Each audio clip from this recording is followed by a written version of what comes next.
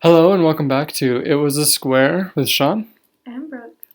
This is a podcast where we take it in turns to show our spouse things that we are interested in that they are not. So, a lot of people have been asking where the name It Was a Square came from. So, we were on our honeymoon and we got married in COVID, so we didn't really get to go on a honeymoon. Mm-hmm. So, we were in Island Park, Idaho, which is like right outside of West Yellowstone. And at the end of March, it's covered in about 12 feet of snow. 17 degrees Fahrenheit. So, we brought activities. I think we went to Target and we're just like, what can we do? Yeah, this is like as the world is shutting down. Yeah. So we knew that we had mid-March. Us getting married is like a whole other story. But yeah. There's like that trend where like Bob Ross date nights where you watch like a Bob Ross episode and then you like paint along with him. And I am nothing close to an artist. I'm terrible. And Sean is better than me, but hardly. Up until a couple months ago, I had never seen him really like draw anything. Anyway, so I thought it'd just be fun to do. And so we get our little canvases. I think they were like 8 by 11. Yeah, just a piece of paper, smaller than a regular sheet of paper. Yeah. We like start the episode. I start painting. It's of like a winter mountain landscape. Yeah. And a few minutes in, I look over at Sean, and he has his oriented portrait, so his like long way up, and I had mine landscapes, like sideways. And almost 20 seconds in, I had looked over and been like, oh, she's doing it landscape. Oh, well, like, it doesn't matter. Yeah, I'm not going to bring it up. I don't think you had really barely started when I realized, and I did the same thing. I was like, well, I don't want to make him feel bad, so I'm just not going to say anything. It like won't really matter. And so, keep in mind, we had been married for a day. Yeah, hours. We're fresh. So we get to the end, and I don't even remember how it gets brought up. But basically, I think you said it. I was like, "Oh, you did yours the wrong way," but that's okay. It still looks really good. Yeah. And I say, "No, yours is the wrong way." I remember looking over at the very beginning and not saying anything because I didn't want to make you feel bad. But yours is definitely the wrong one. Yeah, and I was like, "No, yours is the wrong one." I had the exact same thing happen. So we are both so adamant that we are correct. I'm so adamant that he was painting landscape. And divorce was brought up. No. He was so adamant it was the other way. So finally we were like, okay, we can settle this. So we turned the TV back on, find the episode, and lo and behold, it was a square. Yeah. Bob Ross painted on a square canvas. Yeah, so we were just, and that is kind of... I maintain that I'm more right. I maintain that I'm more right. But yeah, that's why we call it was a square, because it's a perfect explanation of our relationship. Not a perfect one. I think it's pretty spot on. But yeah, usually we have pretty different opinions on something, and usually they're things that don't really matter. Yeah, which is why we make such great podcast hosts. Because we have so few shared past experience. Like movies, we have barely seen any of the same things. Yeah. So it works out. I was actually, you can choose to cut this out. So, I'm about to graduate. I can choose to cut this out. We are considering moving to China for a semester. And I was talking to my friend about it. And we were just kind of like, this is a great time to do it before, like, I start my career. We just have this, like, gap time. And I was like, and we both love Asian culture, because I lived in China for 9 months, and Sean lived in Hong Kong for 2 years. Mm-hmm. So, and I was like, we both, like, share this love for this thing, but we do it separately. And her response was... And that's really funny because I feel like you pretty much differ about everything else. So it's nice that you can share that. So there you go. Let us know how you would paint a Bob Ross landscape. So it's funny, we have both paintings still. They're like above our doorway in our bedroom. And yeah, like one's wrong and one's upright. And we won't tell you which is which. So today, it's obvious we're going to talk about Quiet Place Part 2 and Cruella, 2 movies that we were able to see in the theaters, which was really fun. We live in a very lax COVID practically free area, which is very nice. And we're both vaccinated as of a little while ago. Woo. Yay. We're going to talk a little bit like non-spoiler, kind of non-specific about both of them. And then we'll get into A Quiet Place Part 2, and then we'll get into Cruella. So I was really excited to watch A Quiet Place Part 2. And I was not. Yeah. But it was my idea to go. Yes, that's true. Because I am a good wife. So I really, really liked the first Quiet Place. Just the relationship between all of the actors and their characters, and just the world that they created, and the monsters. Like, it's all great. And the way Quiet Place 1 ends is also, I really, really enjoy. And I feel the opposite. I don't like scary movies. I don't really like thrillers. I just don't understand why people pay money to be scared and anxious for hours.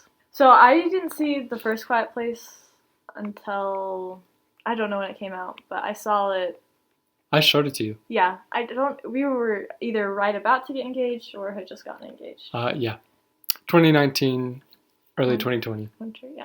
And it was good, but I like the solution, but I hate the ending of the first one. I think we can spoil the first one. Yeah. We're going to talk about the second one, so if you are interested in seeing the second one, you've seen the first one. Yeah. John Krasinski dies. Yeah, and it's terrible. And also, I feel really bad to saying save this. his kids. I know, but his daughter, I just don't like her. She's very annoying. I feel like the whole movie, it's just her making a mistake or like disobeying, and then everyone has to fix that because she's just like a stubborn teenager. The solution again is cool, like the fact that her what are those called? Cochlear implants. Yes, that is I love that. Yeah. Really creative, super great. But I really like that.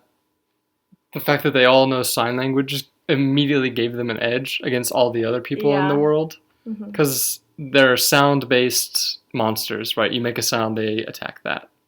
So the fact that their like whole face is just an ear. Yeah. Imagine the thumbs from Spy Kids, but ears.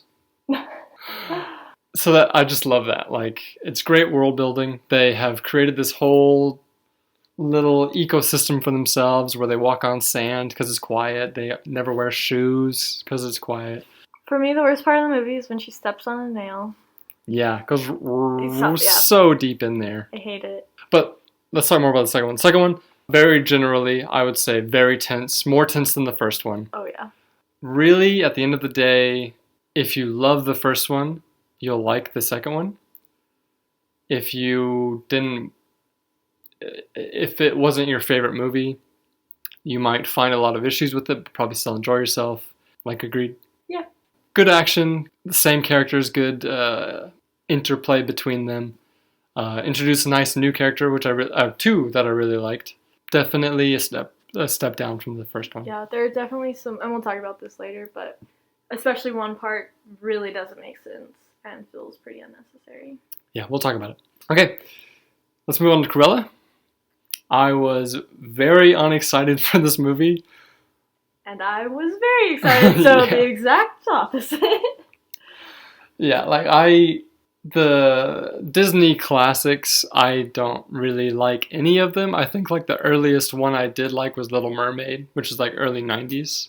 And the farther back you go, like the less I like those kinds of Disney movies. So 101 Dalmatians falls into that. I might have seen it once or twice when I was young, but I saw it first with you. I was clearly too old for it. Could see myself liking it, but it wasn't for me. Yeah, and I grew up watching all the Disney classics, including 101 Dalmatians, and I loved it. We had like this little TV that was, I don't know, like 13 inches by 13 inches. I mean, so tiny. And it literally just had like a VHS. Oh, yeah, we had one of those. Yeah, and so I remember like, go pick out a Disney movie, put in the VHS, play it in my little room. But, yeah, I really like, 101 Dalmatians is definitely not my favorite Disney movie. Yeah. But I grew up watching it. I love it. I love animals. So, and specifically dogs. Yes. But, I like Emma Stone. The live action Disney movies have been pretty hit or miss. I had not seen Cinderella, and I hear that's the best one. Yeah. Oh, for sure. So Mulan, I need to see that. Yeah, Mulan, I really, terrible. yeah. Yeah. Mulan, for me, my favorite parts of it is the music, is the funny, like, Mushu interactions, and the fun action. And in this one, none of those, like, the action, I understand it's, like, paying homage to, like, the Chinese cinema version of, like, common action movies. Mm-hmm. I understand that, but I don't like it. You know, like, it's not my thing. Style. And there's no music. Like, there's instrumental, but no, like, good music. That And soundtrack Mushu's not is even a character. So good, yeah. So, Which is weird. Mulan's bad.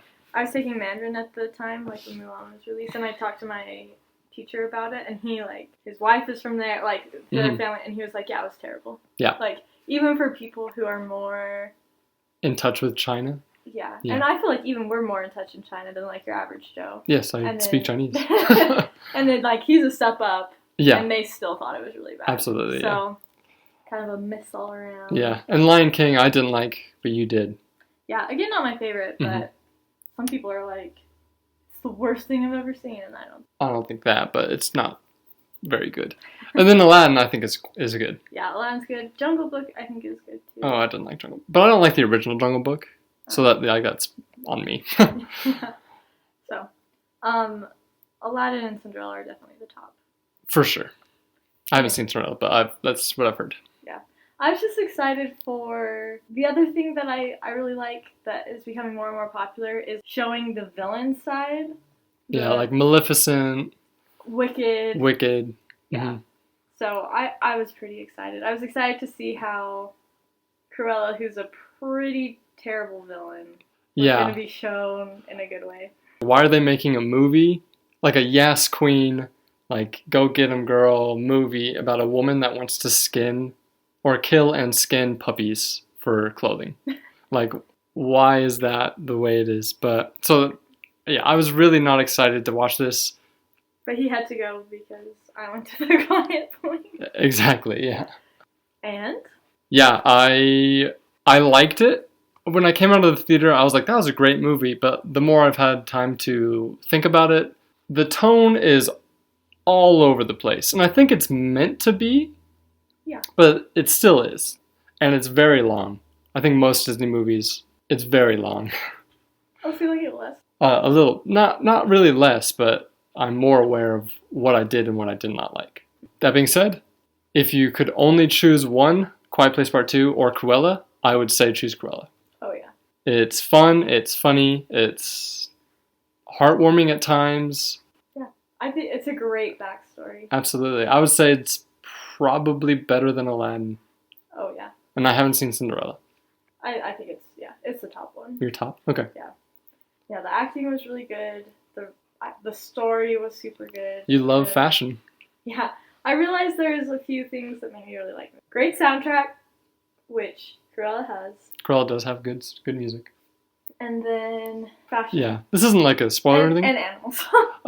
But like, I don't know if it was our cinema or just the way the sound was mixed, but every time a song came on, it was like splitting my ears. Maybe I'm just old, but like, well, it was so loud. I think when we were sitting in the quiet place, they started playing a trailer for Top Gun. Yeah, and it was so loud, and I covered my ears, and then there were people sitting behind us who were like older, like I'd say like in their 30s or 40s or 50s or whatever, and she was like, that is so loud. Maybe it's just because we're not used to going to a theater. Yeah. And that's literally what I was thinking, and I even turned around and I just like nodded my head. Yeah. So maybe we're just not used to being there. It could be. And A Quiet Place It's quiet. is very quiet. Yeah.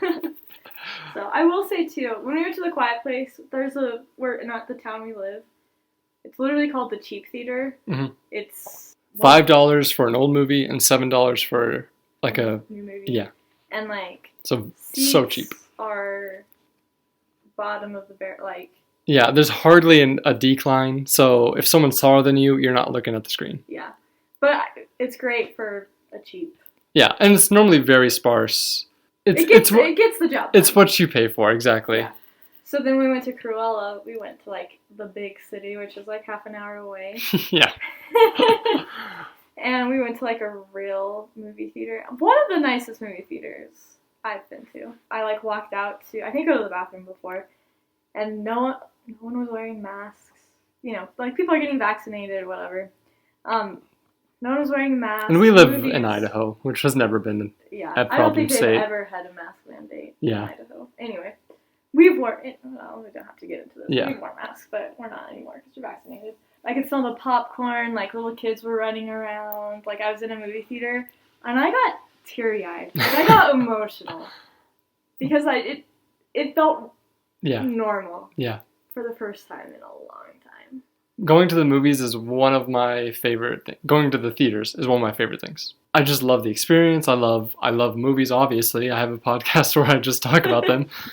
And yeah, just like going the whole 9 yards, like getting a popcorn, getting a drink, getting candy, like just doing it all with someone by your side, like, group of friends or your spouse or whomever, or by yourself. I've done that too. Was that the first movie we went to in the theaters since we were married? Yeah, for sure. No. We went to Little Women, didn't we? Oh, we were engaged. Before, yeah. We went to something. Tenet. We went to Tenet, yeah. Or Tenet. Yeah, you're whatever. Right. But, yeah, so, and I think before we were married, like when we were dating, we went to a lot of movies. That was the first real movie experience we've had since being married. Yeah. So, that's crazy. Why don't we get into A Quiet Place Part 2? Specifics, spoilers, and what we thought about it. I really liked the first third, where they go into like the city before they all arrive, the monsters. The opening scene is really cool. Very good.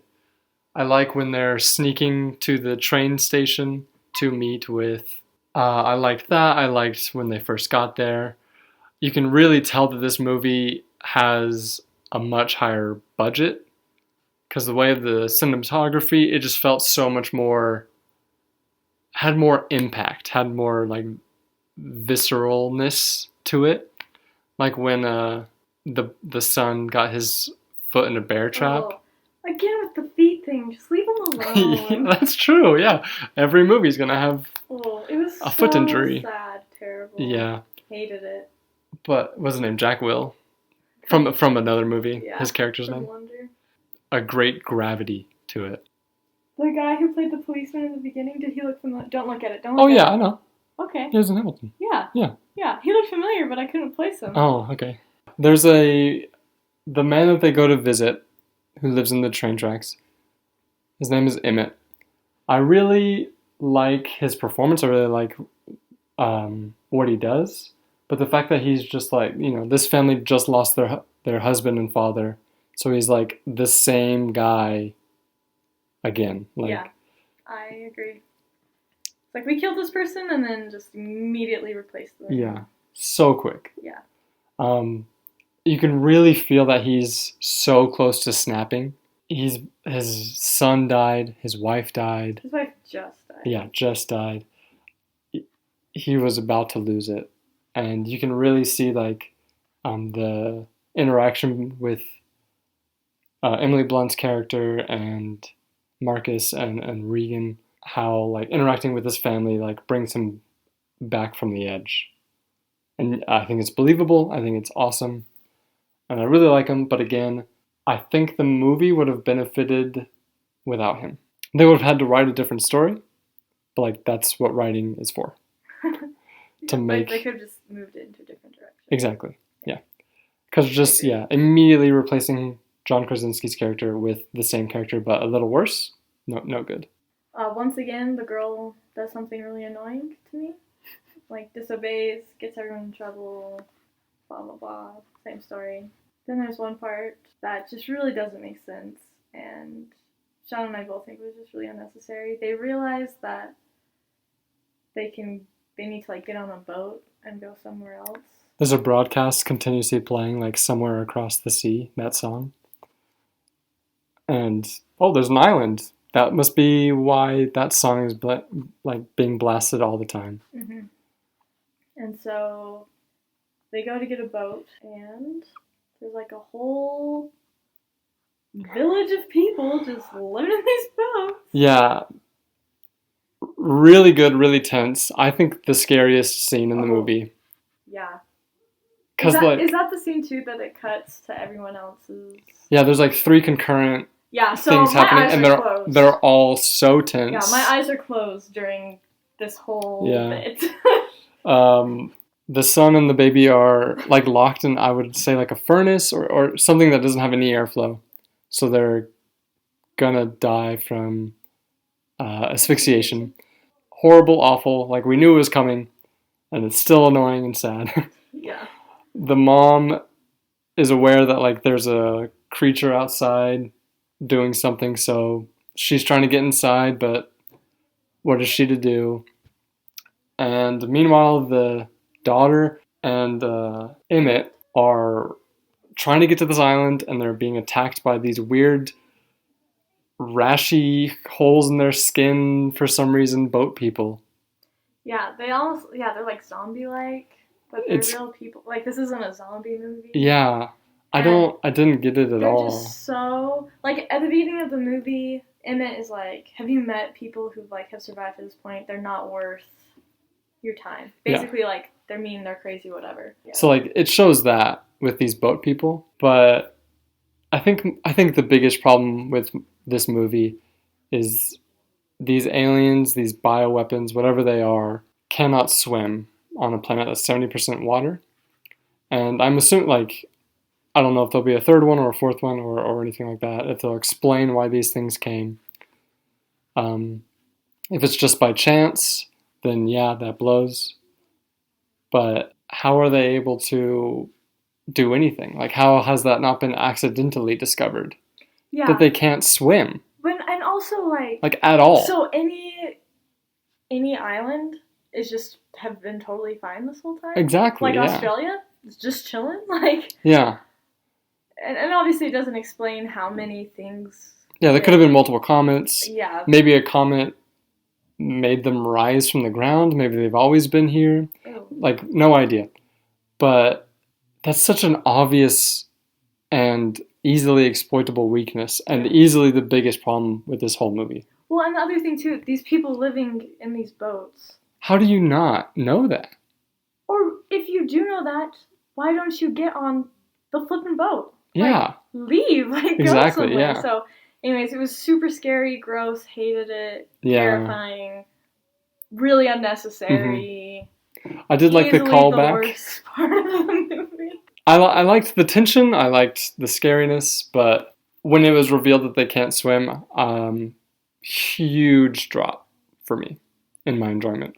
Emmett, seemingly just like a regular dude before all this happened, huge action hero in that scene. Yeah. Like, takes out like 4 dudes on his own. He's wearing like a cape of bells. Yeah, they like... And he's just like... So cool. Like, and he gets the cochlear implant back, which is like the big that's the saving grace of the whole series of movies. So he signs like the only word he knows how to sign. I know, great comeback from or a callback to that. But I liked it. I liked it too. That was the only part of the scene I liked. So. Probably the only part of the scene that you saw. No, I saw more than that too. Okay. Yeah, from this boat scene, they get to the island. And they see like a utopia. One of the key citizens is a really good actor I like a lot. He's Digimon Honsu. I don't know if that's how you say his name. That's how I say his name. When he came on the screen, Sean was like, "Oh, it's," and he just kept making those sounds. It was very funny. His name is it's like Digimon Honsu is how I read it and how I think I've heard it. That's fine. It's just, and when you're whispering that, and they say, like, that doesn't... Yeah. It's just nice. But he's good. Yeah. I always like him in everything he does. Never seen him before in my life, but... He's in Guardians. Oh, yeah, okay. He's in Captain Marvel. And he's in things that... Okay, some Marvel movies. Yeah, he's in things that aren't Marvel movies that I can't think of right now. He's an Aquaman as a fish person. Nobody cares. Alright, so yeah, I've never seen him before. Yeah, the island thing was cool. Happy until it was sad. Yeah. And terrible. And it just goes wild and kills so many people in like 20 seconds. Yeah. because they haven't had to change anything at all. Yeah. But Digimon Hosu, the cool guy, I don't think his character has a name. It's not said, at least. But Man on Island. so his character does not have a name. There's really there's so few characters in there's so few people talking. That's true. Yeah. More than the first one. Oh yeah. You have 2 whole scenes where everyone can talk. Yeah. He just drives away really quickly, honks the horn a whole bunch, you would have a better plan, you know? Well, and the whole reason they're doing this is the idea is they're gonna... In the first movie, everything goes really poorly for the family, and they have all of these contingencies, you know? They have fireworks to be set off way over in the distance. They have a truck that can move silently just by pulling the handbrake down, and it'll bring you right to the edge of the house. They have all of these, things to keep them safe in the first movie that you would have on that island. And the fact that they're just, their big plan is for Man on Island to get into a car and drive away honking doesn't seem real. He just puts 2 kids in the closet and goes away. Then he dies. Yeah, and you know he's going to. Yeah. Also... I don't know if I did, I was this guy's great, I hope he's in coming movies. I'm not sure if they've signed on for A Quiet Place 3, but it feels like there's going to be. Just from the way this one ended, they left it open enough where it could continue. So while that was happening, I was oh man, Digimon Hosu, the 3rd one's gonna be great, and I love this guy. He's in it for 6 minutes. And the way he dies is... Yeah, it's so dumb. Yeah. I don't know if I should be doing this. This is so bad. Dead. He wants to be a good father. I kind of get it. He's we haven't seen the creature in however long. Maybe it gave up interest in us because it couldn't catch us. So it went back to the people. So I got to go find it. And he says that and immediately gets killed. By the creature. We kind of already said what we feel about it, but... It has some high points, but I feel more low points. Yeah. Enjoyable, a great popcorn movie, but if you stop to think about it... A lot of holes. Yeah, a lot of holes. And I disagree that it is an enjoyable popcorn movie. But I'm happy, I've seen it. Yeah. And I'm done. I'm good. Yeah. I don't have to do it ever again. Yeah. I would rewatch this. I would rewatch the first one. I would show it to my friends. Show it to somebody that hasn't watched it. Like me. Like you. Now it's a good movie. Cruella. Well, it's funny. The movie ended, the lights came on, Brooke stood up and said, "Hate that." And then at the end of this movie, not to give it away, the movie ended, lights came on, Brooke stood up and said, "Loved that." As a joke. Yeah. I mean, it was true, but yeah. Again, we spent $7 for me to want to poop my pants for an hour and a half and close my eyes and be sad and stressed. So yeah, I will say it was brisk. Yeah, real short, but it felt like an eternity. Okay. Okay. Now Cruella. Full spoilers. Her mom got killed by Dalmatians. That literally happened. The movie started with a narration by Emma Stone of her as a teenager. And the narration's you've heard the term "I'm a woman, hear me roar" and all that stuff, and how she's just the worst student. I think she starts a lot of fights. She's always ruining her uniform in the name of fashion. And she's a genius, and people don't understand her and all this stuff. And her name is... Estella. Estella, yeah. And then there's a scene where she's just really mean to her mom. And her mom's just "No, your name's Estella, not Cruella." And then the mom chuckles to herself she came up with something hilarious, which I love. That's a fun little detail. So that's... Not Cruella. Yeah. So that was fun to get to see where the name came from. Cruella. The word cruel is said very often in this movie. It's a hot word. Wearing that would simply be cruel. That's basically a line. Something that I think they did so well is when you watch, and I wish I would have watched the 101 Dalmatians before, kind of. All of the little tie-ins, like her two friends are Horace and Jasper, which it took me longer than I would have liked. I don't know, like 20 minutes to realize that like Jasper and Horace in the animation are like her two like cronies. Yeah, and then here they're like her flatmates, and just like little scenes of her in the car and then her on the back of like a motorcycle, and I don't know, it's just they nodded at the original in such a perfect way, I think. Like it wasn't overbearing. It was just like little kisses, and I enjoyed that. I feel like you could almost tell which characters were invented for this movie and which characters were supposed to be tied in from 101. Because I remember the lawyer shows up, and it's kind of like a big, it's almost like revealed, like, oh, this lawyer walks in by the name of this, and blah, blah, blah. And I was like, oh, that must be somebody from the old movie. And sure enough, like, I don't recognize the name of the main guy from the old movie, but sure enough, it was him. And same with the reporter. She played more of a... Yeah, she played more of a role, for sure. I didn't pick out immediately, like, oh, you're from the original. Well, her name... Did it for you? Yeah, but then I didn't think about it. Yeah. I just thought that they were, Anita Darling is in the original, so they need Anita Darling. In this current. Yeah. Mm-hmm. Roger, I did not pick up at all. Till the very, very, very, very end. Yeah. My favorite character to hate in this movie is the original manager.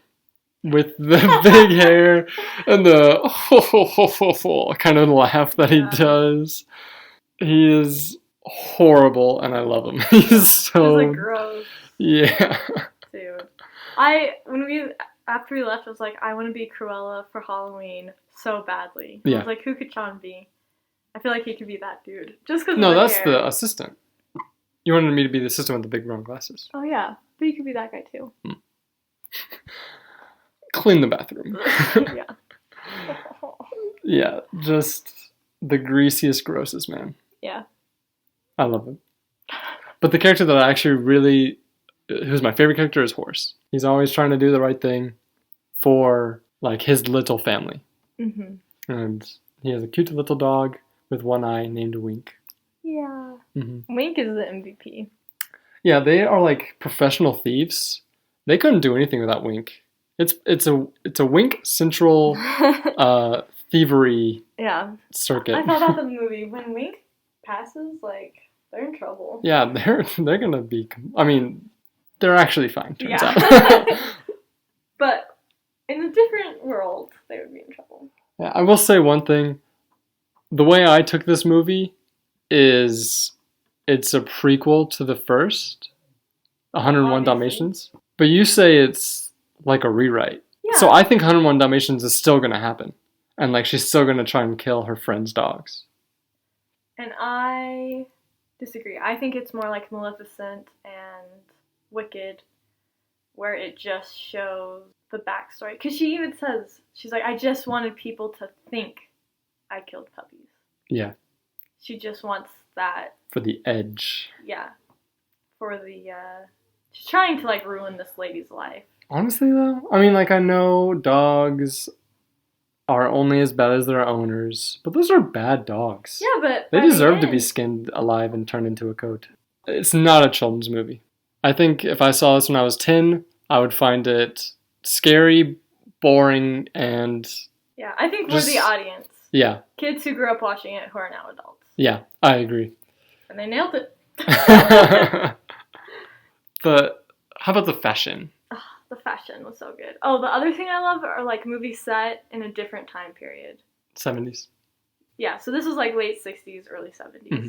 And so the music, again, just all like period appropriate. Different covers of bops. Again with the fashion, like just really fun. They took the stereotypical fashion from that period and then like revamped it to be like a fashion designer. Like, yeah, it was done really well. I will say my experience with Project Runway really helped me with this movie. It was fun. Like the fashion was fun. Like it all looked great or whatever. I don't really care about that. But like the fashion war they were having, yeah, it was awesome. It was a lot of fun. Yeah. That's such a good movie. It toes the line, and I don't think it does it particularly well between really fun and a weird murder mystery revenge tale. My two favorite things. Yeah, honestly, yeah. The fact that it doesn't do it well doesn't matter though, because they do both separately. It's almost two movies. That's what I'll say. It's two movies that are smushed together, and both movies are good, but they're not the same. So from scene to scene, you never know what you're gonna get. Fun movie Silly, based on a happy. children's cartoon, or someone's getting tied up and left in a house that's set on fire. or like a heist. Yeah, seriously, like that. I forgot that happened. Like so many murders and attempted murders. Yeah. So Emma Thompson did a great job. Oh, everybody did such a good job. Going into it, I was like, how terrible of a villain do you have to be the villain of a movie based on a woman who skins puppies? Yeah, like, you gotta be terrible. And she is. She's terrible. Oh, absolutely. She litters all the time. Love to hate her. Yeah. She throws her lunch out of her moving car. Yeah, so she's done eating, she just throws it out the window. Very funny. But yeah, she's very eccentric. Yeah, she's very cutthroat. Mm-hmm. Just stereotypical, like, I need cucumbers sliced an eighth of an inch thick, any thicker, and you're fired. Like, that kind of... Yeah. When she first came on, she was very Devil Wears Prada, Meryl Streep. Another actor I really, really enjoyed, who I enjoy in everything, Mark Strong. He was good. Like, he's just always a solid dude, and I like his voice. Cruella. I can't do it. But it's just really nice. Anyway, Mark Strong was great. He was like the key to overthrowing this woman. There's a bit of a will she, won't she kill her? But it's resolved pretty quickly after being brought up that she won't. Yeah. But she is going to try and ruin her life. For good reason. I mean, like, she is legitimately a murderer. Yeah. She murdered her mom. And it's alluded, she says, when she's confronted, she said, you murdered my mom. And she says, you need to be a little bit more specific. Yeah. So it sounds like she's murdered a lot of people. Absolutely. So she's just a bad lady. Uh-huh. And she gets taken down in the most beautiful way. I love the last scene.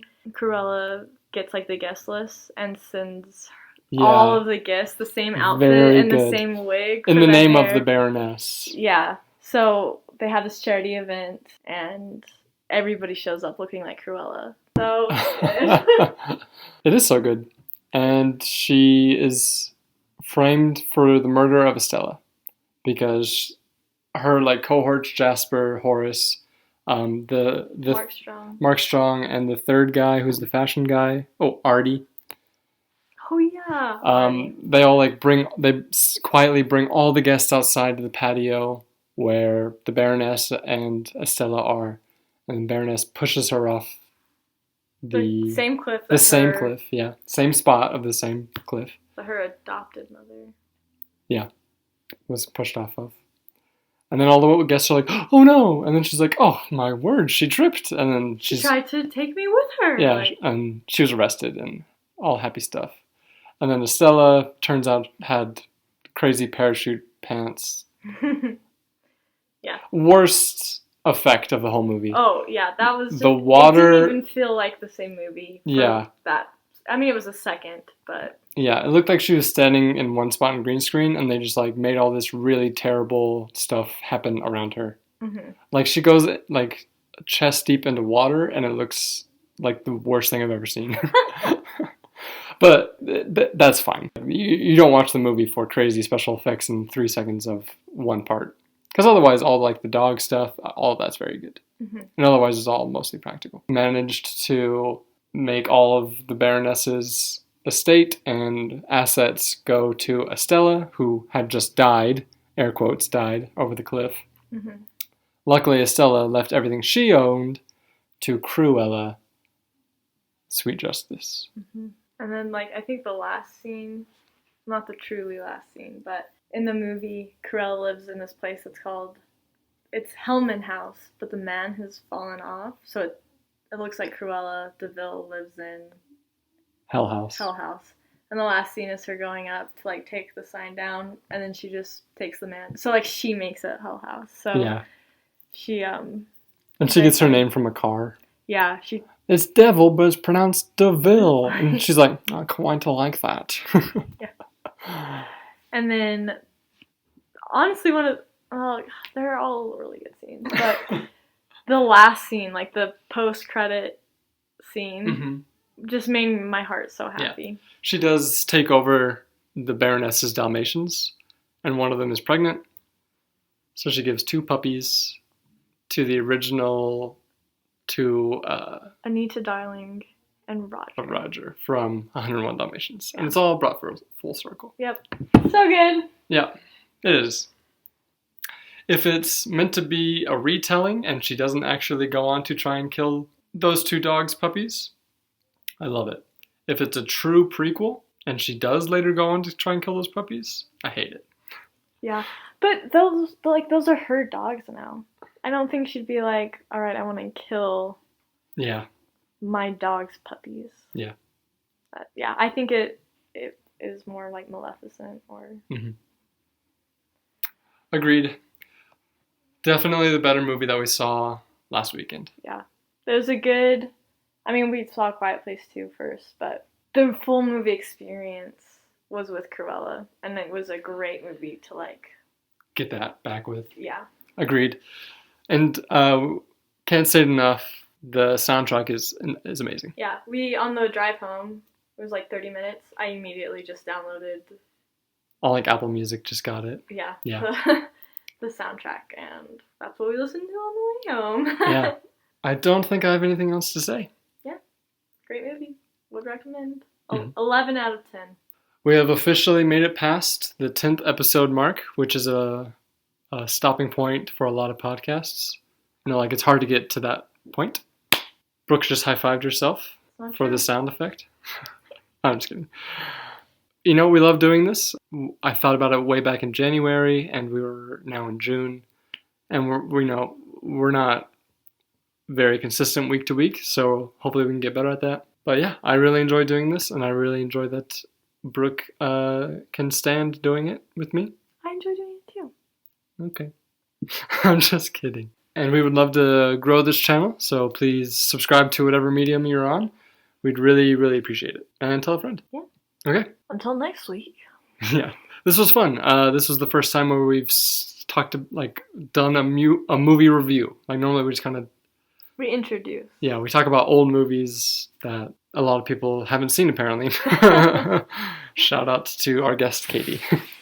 But I don't know if this will become a consistent thing or a popular thing, but I enjoyed it a lot. And thank you for listening. Bye. Bye.